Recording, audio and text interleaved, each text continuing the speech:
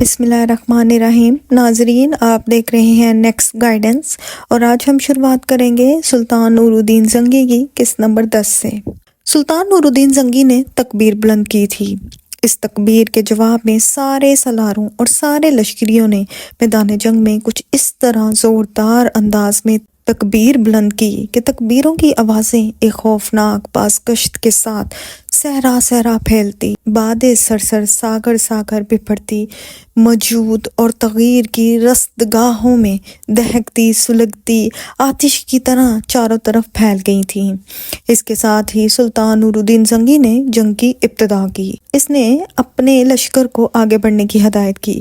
پھر دیکھتے ہی دیکھتے سب سے پہلے انطاکیہ کے بادشاہ ریمنڈ کے لشکر پر سلطان نور الدین زنگی اندھیری رتوں کا غمگین سما باندھ کر فنا کے گھاٹ اتار دیا۔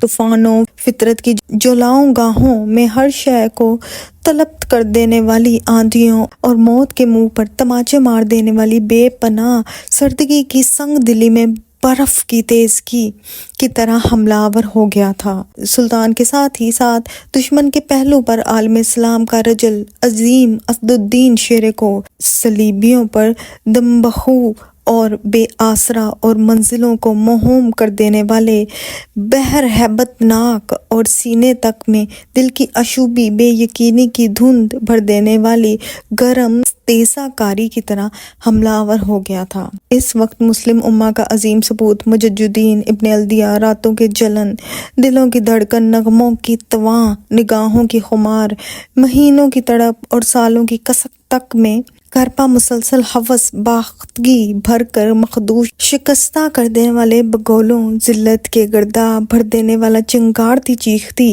شمال برفانی آندھیوں کی طرح ٹوٹ پڑا تھا۔ میدان جنگ کے اندر وادیوں کی گل اندامی لمس و لذت کی عطر افشانیاں، وقت کی نغمگی کے سیلاب اور جاگتے لمحوں کی انگڑائیاں سب خون آلود ہونا شروع ہو گئی تھیں۔ یورپ کے صلیبیوں کو چونکہ ابھی تک مسلمان مجاہدین سے لڑائی میں پالا نہ پڑا تھا اور وہ بڑی خوش فہمی میں مبتلا تھے، وہ تہیہ کیے ہوئے تھے کہ ہر صورت میں مسلمانوں کو شکست دے کر اپنے سامنے بھاگنے پر مجبور کر دیں گے۔ لیکن جب مسلمان انہیں اپنے سامنے اس طرح ہانکنا شروع ہو گئے جس طرح زندگی کو بے بس کر کے موت ہانکتی ہے، تب انطاکیہ کے بادشاہ ریمنڈ کی حالت بڑی تیزی سے دل شکستگی کی غماز ازاروں، بے بسی میں جکڑتی تلخی و مایوسی، بے منزل و بے راہ سنسان صحراؤں سے بھی بدتر ہونا شروع ہو گئی تھی۔ شاہد اسدالدین شیر کو اور مجد الدین الدیہ سلطان کے ساتھ پہلے سے ہی طے شدہ عمل کے مطابق کارروائی کر رہے تھے۔ سلطان نے سامنے والے لشکر کو روک کر بری طرح ان کی تعداد کم کرنا شروع کر دی تھی، اور دائیں بائیں سے اسدالدین شیر کو اور مجد الدین دشمن کو کاٹتے ہوئے ان کے وسطی حصے میں اندر داخل ہونا شروع ہو گئے تھے۔ انطاکیہ کا بادشاہ ریمنڈ اپنے لشکر کے وسط میں رہتے ہوئے صلیبیوں کو طرح طرح کے نعرے دیتے ہوئے جنگ پر ابھر رہا تھا۔ اس کے ارد گرد اس کی حفاظت کے لیے انگنت صلیبی سورما مستعد تھے۔ پھر ریمنڈ کی بدقسمتی، ایک طرف سے شیر کو، دوسری طرف سے مجد الدین اس کے لشکر کے وسطی حصوں کو کاٹتے ہوئے اس کے قریب پہنچ گئے۔ پھر شیر کو نے مجد الدین کو ہلکارتے ہوئے ریمنڈ کے محافظ دستوں سے نپٹنے کے لیے کہا، اور خود اس نے طرابلس کے ریمنڈ پر حملہ آور ہونے کا ارادہ ظاہر کر دیا تھا۔ جو ہی شیر کو نے اس انداز میں مجد الدین کو للکارا، وہ اپنے لشکریوں کے ساتھ آندھی، طوفان اور خونی بگولوں کی طرح حرکت میں آیا۔ اس نے بڑی تیزی سے ریمنڈ کے محافظ دستوں کا خاتمہ کرتے ہوئے انہیں منتشر ہونے پر مجبور کر دیا۔ دوسری طرف شیر کو اچانک بند ٹوٹ جانے والی سیلاب کی طرح آگے بڑھتا ہوا ریمنڈ کے سر پر جا پہنچا تھا۔ پھر انتہائی ہولناک انداز میں اسے مخاطب کرتے ہوئے شیر کو کہنے لگا، شیطان کی گمش دے، تو کیا سمجھتا تھا کہ یورپ کے سارے صلیبیوں کو اپنے ساتھ ملا کر تو مسلمانوں کو اپنے سامنے زیر کرے گا؟ خدا کی قسم، تو جس قدر صلیبی اپنے سامنے لے کر آیا ہے، اس سے 10 گنا تو اپنے پاس جمع کر لیتا، تب بھی ہم تیری گردن کاٹنے سے نہ ٹلتے۔ اس کے ساتھ ہی شیر کو نے اپنی تلوار بلند کی، پھر وہ تلوار روندتی برق کی طرح گری اور انطاکیہ کے بادشاہ ریمنڈ کا خاتمہ کرتی چلی گئی تھی۔ اس طرح انطاکیہ کے بادشاہ کے مر جانے کے بعد انطاکیہ اور صلیبیوں کے اس متحدہ لشکر کو بدترین شکست ہوئی اور شکست اٹھا کر وہ بھاگ کھڑے ہوئے۔ سلطان نے اپنے پورے لشکر کے ساتھ کچھ دور تک ہولناک انداز ان کا تعاقب کر کے انہیں نقصان پہنچایا۔ پھر سلطان واپس میدان جنگ میں آ گیا تھا۔ یہاں دشمن کے پڑاؤ کی ہر چیز پر قبضہ کیا گیا اور زخمیوں کی مرہم پٹی کا سامان کیا گیا۔ دوسری طرف انطاکیہ والے بھی آرام و سکون سے نہیں بیٹھے تھے۔ اپنے بادشاہ ریمنڈ کے مر جانے کے بعد انہوں نے اس کے ایک سالار کو اپنا سربراہ بنا لیا اور ریمنڈ کی بیوی نے اس سے شادی کر لی، اس لیے کہ ریمنڈ کا ایک ہی بیٹا تھا جس کا نام بوہیمنڈ تھا۔ وہ اب بھی نابالغ تھا۔ ریمنڈ کے سالار نے اس کی بیوی سے شادی کرنے کے بعد پھر سلطان نور الدین زنگی سے جنگ کی طرح ڈال دی، لیکن اس جنگ میں بھی سلطان نور الدین شیرکو اور مجددین نے اسے ایسی ہولناک شکست دی کہ صلیبی اور انطاکیہ کے لشکری نہایت بے ترتیبی سے بھاگ کھڑے ہوئے۔ مسلمانوں نے دور تک ان کا تعاقب کیا اور جگہ جگہ ان کی لاشوں کے انبار لگا دیے تھے۔ اس خون ریز مارکے میں انطاکیہ کے بڑے بڑے سورما اور یورپ کے بڑے بڑے نامور اور تیغ زن اپنی جانوں سے ہاتھ دھو بیٹھے تھے، اور ریمنڈ کا وہ سالار جس نے اس کی بیوی سے شادی کرنے کے بعد مسلمانوں سے جنگ کی طرح ڈالی تھی، وہ بھی امور جنگ میں مارا گیا۔ آخر انطاکیہ والوں نے ریمنڈ کے نابالغ بیٹے بوہیمنڈ کو انطاکیہ کے تخت پر بٹھایا، لیکن ان دو شکستوں کے بعد انطاکیہ والوں کو سال ہر سال سلطان نور الدین زنگی کے مقابلے پر آنے کی جرأت و جسارت نہ ہو سکی۔ میدان جنگ میں قیام کے دوران ایک روز مجددین سلطان نور الدین کے خیمے میں داخل ہوا۔ خیمے میں اس وقت صرف سلطان نور الدین اور امیر العساکر شیرکو بیٹھے ہوئے تھے۔ خیمے میں داخل ہونے کے بعد بڑی عاجزی اور انکساری میں مجددین نے سلطان کو مخاطب کیا۔ سلطان محترم، آپ نے مجھے طلب کیا۔ سلطان نور الدین نے اصابت میں گردن ہلائی، پھر ہاتھ کے اشارے سے ایک نشست پر اسے بیٹھنے کے لیے کہا۔ مجددین جب بیٹھ گیا تو سوالیہ انداز میں سلطان نور الدین کی طرف دیکھنے لگا تھا۔ اس موقع پر سلطان ہی نہیں، شیرکو کے چہرے پر بھی ہلکی سی مسکراہٹ کھل رہی تھی۔ اس موقع پر مجددین نے پھر سلطان کو مخاطب کیا۔ سلطان محترم، لگتا ہے کوئی خاص بات میری ذات کے گرد گھومتی ہے، ورنہ آپ دونوں کے چہروں پر کھیلتی مسکراہٹ عام نہیں ہو سکتی۔ سلطان مسکرا دیا، کہنے لگا، مجددین، تمہارا اندازہ درست ہے، میں جانتا ہوں تم بڑے زرک انسان ہو۔ دیکھو، پہلے تو مجھے اور شیرکو دونوں کو تم سے شکایت ہے، اور دوسرے کچھ لوگ تم سے ایک خاص قسم کی اجازت مانگتے ہیں۔ لمحہ بھر کے لیے مجددین سٹ پٹا سا گیا، کہنے لگا، سلطان محترم، آپ کو اور محترم شیرکو کو مجھ سے ایک شکایت ہے۔ زندگی میں کوئی ایسا کام تو نہیں کیا جس کی وجہ سے سلطان محترم مجھے ندامت کا سامنا کرنا پڑے۔ میدان جنگ کے دوران اگر مجھ سے کوئی کوتاہی ہوئی ہو تو اس کے لیے میں سلطان نے فوراً بولتے ہوئے مجددین کی بات کاٹ دی، کہنے لگا، نہیں مجددین، ایسی کوئی بات نہیں۔ جہاں تک میدان جنگ کا تعلق ہے، تمہاری کارکردگی ہمیشہ شیرکو کی طرح بے مثال ہی رہی ہے۔ تم سے شکایت یہ ہے کہ تم شادی کے لیے تیار ہو گئے اور ہمیں پتہ ہی نہیں۔ سلطان کے ان الفاظ پر مجددین مسکرایا، کہنے لگا، سلطان محترم، لگتا ہے شمس الدین اور خطک دونوں آپ کے پاس سے ہو کر گئے ہیں۔ سلطان محترم، آپ کا کہنا درست ہے، لیکن اس موضوع پر بات میری ماں سے اس وقت ہوئی جب میں اس جنگ میں حصے کے لیے دمشق سے کوچ کر رہا تھا۔ اس کے بعد سلطان محترم وقت ہی نہیں ملا کہ میں آپ سے اس موضوع پر گفتگو کرتا۔ سلطان نے بڑی فراخ دلی کا مظاہرہ کرتے ہوئے پھر کہنا شروع کیا، تمہارا اندازہ درست ہے، شمس الدین اور خطک دونوں میرے خیمے میں آئے، شیرکو میرے پاس ہی تھا۔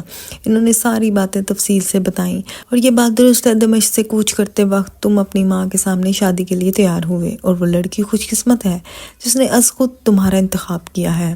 اس لڑکی کی تفصیل بھی شمس الدین مجھے بتا گیا ہے۔ ایسی لڑکیاں واقعی انسان کے لیے رحمت بن کر نازل ہوتی ہیں۔ مجھے امید ہے کہ وہ لڑکی تمہاری زندگی کا سکون بن کر تمہارے گھر میں داخل ہوگی۔ مجددین، یہ تو ایک موضوع تھا جس پر تم سے گفتگو کرنا چاہتے تھے، دوسرا موضوع بھی اچھا ہے۔ شمس الدین اور خطک ہمارے پاس آئے، وہ چاہتے تھے کہ یہاں سے سیدھا حلب جانے کے بجائے الربا سے ہو کر حلب جانے کی اجازت دی جائے۔ وہ اس خدشے کا اظہار کر رہے تھے کہ انہوں نے تم سے اجازت مانگی تو تم انہیں جانے کی اجازت نہیں دو گے، لہٰذا یہ التماس انہوں نے مجھ سے اور شیرکو سے کی۔ دراصل وہ دونوں بھائی الربا جا کر اسی لڑکی کو خوشخبری دینا چاہتے ہیں جس سے تم شادی کے لیے رضامند ہوئے ہو، اور میرے خیال میں انہیں ایسا کرنا چاہیے، اس لیے کہ شمس الدین مجھے بتا رہا تھا کہ وہ لڑکی تمہیں چاہنے لگی ہے، تم سے محبت کرنے لگی ہے، لیکن تم نے اس سے بے کانگی کا اظہار کیا۔ ایسی صورت میں وہ میرے خیال میں بڑی اذیت میں دن گزار رہی ہوگی۔ اس بنا پر میں نے شمس الدین اور خطک دونوں کو الربا جانے کی اجازت دے دی ہے۔ اس سلسلے میں تم ان سے کوئی باس پرس نہیں کرو گے۔ مجددین مسکرا دیا، کہنے لگا، سلطان محترم، جیسا آپ چاہ رہے ہیں ایسا ہی ہوگا۔ اس کے ساتھ ہی سلطان نور الدین اپنی جگہ پر اٹھ کھڑا ہوا، کہنے لگا، اب تم دونوں میرے ساتھ آؤ، لشکر کے کچھ امور نپٹانے ہیں۔ اس کے ساتھ ہی سلطان کے ساتھ شیر کو اور مجددین دونوں خیمے سے نکل گئے تھے۔ شمس الدین اور خطک ایک روز بھر سمرون کے دروازے پر دستک دے رہے تھے۔ دروازہ کارلوس نے کھولا تھا۔ دونوں کو اس نے خوش آمدید کہا۔ اتنی دیر تک سمرون، اسبل، جمارہ، مرسینہ اور مشال بھی صحن میں نکل آئے تھے۔ سمرون آگے بڑھ کر ان سے ملا، پھر ان دونوں کو سب نشست گاہ میں لے گئے۔ اس بار گفتگو کا آغاز مرسینہ نے کیا اور شمس الدین کی طرف دیکھتے ہوئے کہنے لگے، بھائی شمس الدین، اس بار بھی آپ میرے خیال میں یہی کہیں گے کہ امیر مجددین شہر کے لشکر کے سالار کے ساتھ کچھ کام نپٹانے کے لیے چلے گئے ہیں، لہٰذا اب دونوں بھائی ادھر آئے ہیں۔ اس پر شمس الدین نے ہلکا سا ایک کہکا لگایا، مرسینہ میری بہن، اس بار معاملہ ایسا نہیں ہے، دراصل ادھر ہم دونوں بھائی ہی آئے ہیں، جبکہ ہمارا لشکر اس وقت یہاں سے بہت دور ہے اور بھائی لشکر میں سلطان کے ساتھ ہیں۔ دراصل ہم ایک انتہائی ضروری کام کے سلسلے میں بھائی سے اجازت لے کر ادھر آئے ہیں، اور میری بہن وہ کام آپ کی ذات کے گرد گھومتا ہے۔ شمس الدین کی اس گفتگو سے سارے چکنے سے ہو گئے تھے۔ سمرون کی طرف دیکھتے ہوئے شمس الدین کہنے لگا، محترم سمرون، کیا مجھے اجازت ہے کہ میں اپنی بہن مرسینہ سے علیحدگی اور تنہائی میں کچھ کہہ سکوں؟ اس موقع پر مشال بول پڑی، کہنے لگی، علیحدگی اور تنہائی میں کیوں؟ کیا ہم غیر ہیں؟ جو بات آپ نے کہنی ہے یہی سب کی موجودگی میں کہیں۔ کیا وہ کوئی ایسی بات ہے جو ہم سب کی ناراضگی کا باعث ہو سکتی ہے؟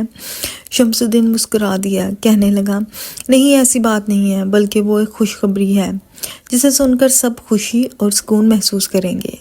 شمس الدین کی ان باتوں سے مرسینہ عجیب سے تجسس میں پڑی ہوئی تھی۔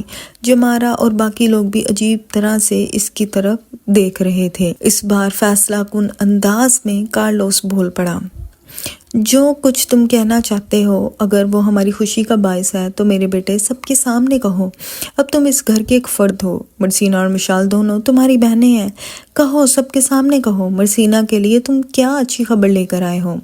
اس موقع پر شمس الدین نے اپنے پہلو میں بیٹھے خطک کی طرف دیکھا۔ خطک نے مسکراتے ہوئے جب عصبات میں گردن ہلائی تب مسکراتے ہوئے شمس الدین کہہ رہا تھا، دراصل اچھی بات یہ ہے کہ بھائی مجددین مرسینہ کو اپنی زندگی کا ساتھی بنانے کے لیے تیار ہو گئے ہیں، اور شمس الدین کو رک جانا پڑا اس لیے کہ بے پناہ خوشی کا اظہار کرتے ہوئے سمرون نے آگے بڑھ کر اسے اپنے ساتھ لپٹا لیا۔ پھر وہ کہہ برساتی آواز میں کہہ رہا تھا، شمس الدین میرے بیٹے، تو نے یہ خبر سنا کر یوں جانو ہم سب سے ہمارے سارے غم اور دکھ چھین کر ہمارے دامن، ہماری جھولیاں آسودگی اور خوشی سے بھر دی ہیں۔ بیٹے، تم لوگوں کے جانے کے بعد جمارہ اور مشال دونوں بہنیں مرسینہ کی حالت کا جائزہ لیتی رہیں اور اس کی حالت سے ہمیں بھی آگاہ کرتی رہیں۔ دراصل مرسینہ حقیقی معنوں میں بے پناہ انداز میں امیر مجددین کو چاہنے لگی ہے۔ کئی مواقع پر خود ایزابل نے اسے تنہائی میں اس بنا پر روتے ہوئے دیکھا ہے کہ امیر مجددین کی طرف سے اس کی محبت کا جواب محبت سے نہیں ملا۔ بہرحال جو خبر تم نے کہی یوں جانو اس سے ہمارے دکھ اور غم دھل کے رہ گئے۔ اس موقع پر شرم و حیا کے باعث مرسینہ کی گردن جھکی ہوئی تھی، تاہم اس کا جسم کپ کپا رہا تھا، چہرے پر ایسا تبسم تھا جسے زہد شکن کہا جا سکتا تھا۔ پھر شمس الدین نے مرسینہ کو چونکا دیا، مرسینہ بہن، میں نے آپ کو اتنی اچھی خبر دی، یہ یقیناً آپ کی خوشی، آپ کے سکون کا باعث ہوگی۔ کیا آپ اس خوشی میں ہم دونوں بھائیوں کو کھانا نہیں کھلائیں گی؟ بات یہ ہے کہ بھوک لگی ہوئی ہے اور ہم نے یہاں قیام نہیں کرنا۔ کھانا کھانے کے بعد ہم یہاں سے کوچ کر جائیں گے۔ یہاں قیام کرنے کی بھائی کی طرف سے ہمیں اجازت نہیں ہے۔ مرسینہ چپ چاپ اٹھی اور پھر بھاگنے کے انداز میں کمرے سے نکل گئی۔ جمارہ اور مشال بھی اس کے پیچھے پیچھے باہر چلی گئی تھیں۔ مطبخ میں جا کر جمارہ نے مرسینہ کا بازو پکڑا، اسے کھینچا، پھر اپنے ساتھ لپٹاتے ہوئے کہنے لگی، مرسینہ میری بہن، جو خبر شمس الدین نے آ کر دی ہے یوں جانو اس نے ہماری کائنات بدل کے رکھ دی ہے۔ میری بہن امیر مجددین ایک ہیرا ہے جسے نگینے کے طور پر تمہارے حوالے کیا جا رہا ہے۔ میں سمجھتی ہوں تم خوش قسمت ہو میری بہن، اب تمہیں اسے یاد کر کے تنہائی میں رونا نہیں پڑے گا، اداسیوں کے بقل تم پر وارد نہ ہو سکے گے۔ اب مجھے اور مشال کو ایک بار مسکرا کر تو دکھاؤ۔ جواب میں ہلکے کہکے کے ساتھ مرسینہ مسکرا دی تھی۔ پھر تینوں بہنیں جلدی جلدی کھانا تیار کرنے لگی تھیں۔ کھانا انہوں نے نشست گاہ میں ہی شمس الدین اور خطر کو پیش کر دیا۔ دونوں نے کھانا کھایا۔ کھانے کے بعد وہیں کچھ دیر بیٹھ کر انہوں نے سب سے گفتگو کی، پھر ان سے اجازت لے کر وہ وہاں سے کوچ کر گئے تھے۔ انطاکیہ اور یورپ کی صلیبیوں کو شکست دینے کے بعد سلطان نور الدین زنگی اور اس کے لشکریوں نے بھی سکھ کا سانس بھی نہ لیا تھا کہ ان کے لیے دوسری بڑی اور اہم مہمات اٹھ کھڑی ہوئی تھی۔ پہلی مہم دمشق کی تھی۔ دمشق کے ساتھ بندسی بھی یہ ہوئی کہ دمشق کا حکمران مجیر الدین انتہائی غیر ذمہ دار اور بے حمیت انسان تھا۔ اس کی سلطنت کا سارا کاروبار اس کے وزیر معین الدین کے بلبوتے پر چل رہا تھا، جو انتہائی مخلص اور عالم اسلام سے محبت کرنے والا انسان تھا۔ دمشق کی بدقسمتی کہ انہی دنوں معین الدین فوت ہو گیا اور دمشق کا نظم و نسق مکمل طور پر نالائق اور احمق مجیر الدین نے سنبھال لیا۔ ادھر نصرانیوں کو، جن کے اندر بے شمار یورپی صلیب بھی آن جمع ہوئے تھے، انہیں جب خبر ہوئی کہ معین الدین فوت ہو گیا ہے اور اب دمشق کا سارا نظم و نسق مجیر الدین کے ہاتھوں میں ہے، تو انہوں نے موقع پا کر حیران کے نواحی علاقوں کو تاخت و تارج کرنا شروع کر دیا۔ ان کے حوصلے، ان کی ہمت اس قدر بڑھی کہ وہ دن دہاڑے حملہ آور ہو کر مسلمان عورتوں بچوں کو گرفتار کر کے لے جاتے اور ان کو غلام بنا کر فروخت کرنے کا سلسلہ شروع کر دیا۔ سلطان نور الدین کو جب اس کے وقائع نگاروں نے اس کی اطلاع کی تو سلطان نے فی الفور پہلے ان واقعات کی تصدیق کرائی۔ جب ثابت ہوا کہ یہ سب سچائی پر مبنی ہے، تب سلطان نور الدین زنگی نے دمشق کے حکمران مجیر الدین کو، جو ایک نااہل شخص تھا، پیغام بھجوایا کہ جبران کے مسلمان کے خلاف جو کچھ ہو رہا ہے اسے روکے۔ اگر وہ نہیں روکتا تو یہ کام سلطان خود کرے گا۔ مجیر الدین ایسا احمق اور قومی حمیت سے عاری شخص تھا کہ اس نے سلطان نور الدین کی اس پیشکش کا مثبت جواب دینے کی بجائے نصرانی اور صلیبیوں سے ساز باز کر لی اور سلطان نور الدین کے پیغام کو بڑی حقارت کے ساتھ ٹھکرا دیا۔ سلطان نور الدین کو جب مجیر الدین کی اس غیر ذمہ دارانہ رویہ کی اطلاع ملی تو اس نے اس کے خلاف کارروائی کرنے کا تہیہ کر لیا۔ اس دوران سلطان کو جو دوسری مہم پیش آ گئی وہ یہ کہ افاسیہ کا ایک مضبوط قلعہ تھا۔ یہ قلعہ صلیبیوں کے قبضے میں تھا اور انطاکیہ سے 50 میل کے فاصلے پر جنوب میں تھا۔ اس کی دفاعی استحکامات بڑے مضبوط اور مستحکم تھے۔ یہاں کے صلیبیوں اور نصرانیوں نے نکل کر مسلمانوں کے علاقوں پر حملے کرنے شروع کر دیے اور لوٹ مار کا بازار گرم کر دیا۔ اس طرح یورپ سے آئے ہوئے صلیبی اور مقامی نصرانیوں نے مسلمانوں کے خلاف اپنی طاقت اور قوت کو مستحکم کرنا شروع کر دیا تھا۔ لہٰذا اب سلطان نے ان دونوں مہمات کو سر کرنے کا فیصلہ کر لیا۔ نور الدین زنگی اپنے لشکر کے ساتھ نکلا۔ پہلے اس نے دمشق کا رخ کیا۔ صلیبیوں کو جب خبر ہوئی کہ دمشق کی سرکوبی کے لیے سلطان نور الدین نکل چکا ہے تو انہوں نے سلطان کی طاقت اور قوت کو بانٹنے کے لیے ایک محاذ کھول دیا، اور وہ یہ کہ ان کا ایک بہت بڑا لشکر جمع ہوا۔ اس نے مسلمان کے شہر جیران کا رخ کیا۔ اس طرح صلیبی یہ چاہتے تھے کہ سلطان نور الدین زنگی جب پیش قدمی کرتے ہوئے آگے بڑھے گا تو وہ اپنے لشکر کو 2 حصوں میں تقسیم کرنے پر مجبور ہو جائے گا۔ ایک کو دمشق کی طرف روانہ کرے گا اور دوسرا جبران کی طرف بڑھے گا۔ سلطان کو جب صورتحال کی خبر ہوئی تو اس نے بغیر کسی ہچکچاہٹ اور خوف کے اپنے لشکر کو 2 حصوں میں تقسیم کر دیا۔ لشکر کا ایک حصہ اس نے شیرے کو اور مجید الدین کی سرکردگی میں دیا۔ اس کے نائب کی حیثیت سے نجم الدین کو ان کے ہمراہ کر دیا۔ لشکر کا دوسرا حصہ سلطان نور الدین نے اپنے پاس رکھا اور اپنی مدد کے لیے اس نے اسامہ بن مرشد، شمس الدین خطک اور فخر الدین مسعود جیسے سالاروں کو رکھا۔ اس طرح لشکر کا ایک حصہ تو لے کر شیرے کو، مجید الدین اور نجم الدین جبران کا رخ کر گئے تھے، جبکہ سلطان باقی حصے کو لے کر مجید الدین کی سرکوبی کے لیے نکلا۔ سلطان نے دمشق کی طرف پیش قدمی کچھ اس طرح کی کہ پہلے وہ آگے بڑھتے ہوئے بلبک کی طرف روانہ ہوئے۔ بلبک میں سلطان نے پڑاؤ کیا۔ یہاں بلبک کے لوگوں کی خوش قسمتی کہ بلبک میں خشک سالی کی وجہ سے یہاں کے لوگ بے حد پریشان اور فکر مند تھے، اس لیے کہ ان کے ہاں گزشتہ کئی ماہ سے بارش نہ ہوئی تھی اور لوگ کھانے پینے کی چیزوں کی طرف سے قحط سالی کے شکار تھے۔ خدا کی قدرت جس روز سلطان نور الدین بلبک میں داخل ہوا، اسی دن بلبک اور اس کے گردنواں میں موسلادھار بارش ہوئی۔ بلبک کے لوگوں نے سلطان کی آمد کو خداوند قدوس کی رحمت تصور کیا اور سلطان کے حق میں وہ فتح و کامرانی کی دعائیں مانگنے لگے۔ سلطان نور الدین نے صرف ایک دن بلبک میں قیام کیا، اس کے بعد وہاں سے کوچ کر کے اس نے دمشق کا رخ کیا اور دمشق کے قریب جزیرہ خشم میں اس نے لشکر کے ساتھ پڑاؤ کیا۔ دمشق کے حکمران مجیر الدین کو جب سلطان نور الدین کی آمد کی خبر ملی تو اس نے ایک انتہائی گستاخانہ پیغام سلطان کو روانہ کیا اور اس پیغام میں دھمکی آمیز انداز میں مجیر الدین نے سلطان سے کہا، بہتر یہی ہے کہ تم یہاں سے واپس چل جاؤ، ورنہ ہماری تلواریں اور نیزے تمہارا استقبال کریں گے اور تمہیں نامرادی کے سوا کچھ نہ حاصل ہوگا۔ نور الدین زنگی کو جب یہ پیغام ملا تو اسے دمشق کے حکمران مجیر الدین پر بڑا غصہ آیا، تاہم اس نے بڑی رواداری سے کام لیا اور مجیر الدین کو جواب میں لکھا کہ تم خود میرے پاس آؤ یا کسی اپنے قابل اعتماد شخص کو میرے پاس بھجواتا کہ آپس میں گفت و شنید اور صلاح مشورہ کیا جائے اور کسی طریقے سے دونوں مل کر کسی اچھے فیصلے پر پہنچ جائیں اور ناحق مسلمانوں کو خون نہ ہو۔ مجیر الدین کی بدقسمتی کہ اس نے سلطان نور الدین کے اس پیغام کو سلطان کی شرافت اور عاجزی کی بجائے اس کی کمزوری خیال کیا اور اپنے غیر ذمہ دارانہ رویے پر بضد رہا۔ مجیر الدین کا یہ رویہ دیکھتے ہوئے سلطان نور الدین حرکت میں آیا اور دمشق شہر کا اس نے چاروں طرف سے محاصرہ کر لیا اور دمشق پر اس نے ایسا دباؤ ڈالا کہ مجیر الدین اپنی ساری چونکڑیاں بھول گیا۔ مجیر الدین نے جب دیکھا کہ اب شہر سلطان کے ہاتھوں فتح ہو جائے گا تو اس کے پاس اس کے سوا کوئی چارہ نہ رہا کہ سلطان سے معافی مانگ کر صلح کی درخواست کرے، چنانچہ اس نے ایسا ہی کیا۔ سلطان نور الدین زنگی ایک رحم دل انسان، دوست، عالم اسلام سے محبت کرنے والا شخص تھا۔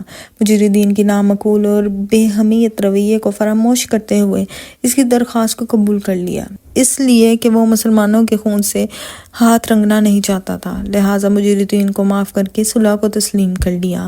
مجیر الدین نے تسلیم کیا کہ اس کی سلطنت کے خطبوں میں سلطان نور الدین کا نام پڑھا جائے گا، اس کے علاوہ اس کے لشکر میں جس قدر اہم سالار ہوں گے ان کا تقرر سلطان نور الدین زنگی سے منظور حاصل کرنے کے بعد ہوا کرے گا۔ ساتھ ہی اس نے یہ بھی تسلیم کر لیا کہ اس کے ہاں سلطان کے نام کا ہی سکہ جاری کیا جائے گا۔ اس طرح سلطان نے بڑے احسن طریقے سے دمشق کے مہم کو بغیر کسی جنگ کے سر کر لیا تھا۔